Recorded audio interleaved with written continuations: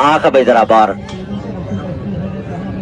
रखो जी, उत्थे इहनूं भी जरा इस्लामी वाला सप है, ख्याल करी बे, ख्याल करी जरा, ख्याल करी। कई बंदे के रेन च एक गल जाती है, सपां वाले ना सपां दे दंद कढ़ दिंदे ने।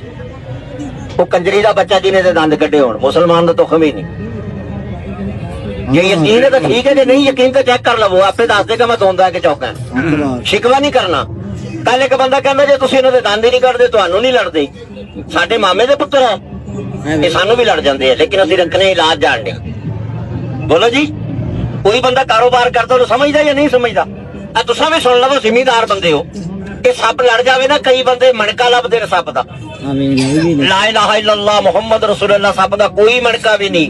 वो सप दा मणका होवे, करोड़ां रुपया लाउंदी है गवर्नमेंट अस्पताल से, उत्थे मणका होना चाहिए या नहीं होना चाहिए? उत्थे नहीं हुंदा कि जोगी नूं अद्धा किलो आटा दे दो तुहानूं जांदा मणका दे जेगा। वो मणका दी मौत हुंदी है।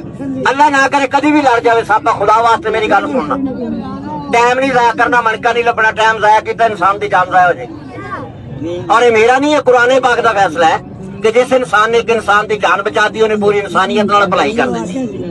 बिल्कुल जिंदगी च कदी भी सप लड़ जावे टाइम ना जाया करया करो, मणका ना लभ्या करो, एक छोटी जी पहचान करया करो कि जहर वाला लड़े या बगैर जहर दा।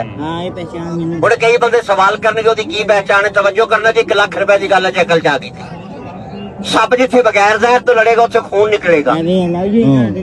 भाईजान बंदे नूं हौसला दिया करो, कुछ भी नहीं होता। ते जिथे जहर वाला लड़ जाएगा उत्थे छाला बन जाएगा। अगर छाला बन जावे फिर टाइम नहीं जाया करना, मणका नहीं लभना। बोलो साडे इलाके चों अक लभदा है? आवाज दिओ यार, लभदा जी, लभदा। कुत्ते नहीं उत्ते मूत्र दे वड्डिया नहीं मुकदा, कदर दा नहीं पता। मैनूं सोहणे रब दी कसम है, जिहदे च कब्जे तुहाडी ते मेरी जान है, 101 बीमारी दा इलाज है। 4 लौंग तोड़ो जी, उत्तों हरे रंग दे डोडियां कढदा जिद्दियां जिद्दियां। जिस बंदे नूं जहर वाला सप लड़े ओहदे मूंह च पाओ। अक कौड़ा हुंदा या मिठा हुंदा?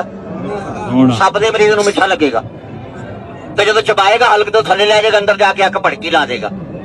उस बंदे दी जी 2 निशानियां होणगियां, वो पानी मंगे पीण वास्ते, खुदा वास्ते ना दो जे दिल दा अटैक हो जाना। दूसरे नंबर ते सौण दी बड़ी कोशिश करेगा, उन्हें नींद दे झटके लगणगे, सौण ना दिओ जे, ओदी अखां दी नजर खत्म हो जानी है। ते करना की है? 1 किलो दुध, 1 छटाक देसी घ्यो, 1 तोला कालियां मिर्चां कुट के बरीक करके फेंट के पिलाओ, मेरे अल्लाह दी रहमत हो जाएगी। अक खादा होगा पेट च जाके दुध फट जाएगा। जो दुध फटिया बाद उल्टियां ते पेचस लग जाएंगे। हुण जितने मेरे मुसलमान भाई खड़ोते हो, एक गल दा बोल के जवाब दिओ, सप दे मरीज वास्ते उल्टियां पेचस चंगे या बुरे? चंगे। हथ खुले छड्डो, तुहानूं सप दी सलामी विखावां च जरा। या अल्लाह ही खैर कर, किहड़े जा बेटा मोटी वाला ऐसे जी मेरे नेड़े रख पटारी हो भी। ए वेखो मोटी वाला पढ़ाओ जी जरा, ए वेखो जी जरा।